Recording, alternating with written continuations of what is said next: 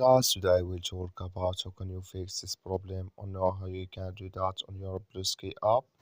All you have to do in the first, you just click here on settings here, just click on it. So then it's going to take you to this list. It's going to show for you like this. Then you go down here, you click here until you found apps, click on it. You come to apps list and here you're looking for Bluesky app, or just click on search. Add here Bluesky, it's going to show for you like this, click on it. You come to this list here, click on force stop, click on OK. Then you go down, just click on storage.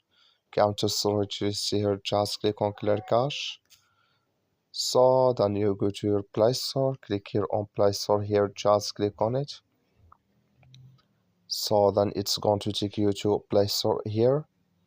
And here you search for Bluesky, it's going to show for you like this. You will find here, if you click on it, then it's going to work with you.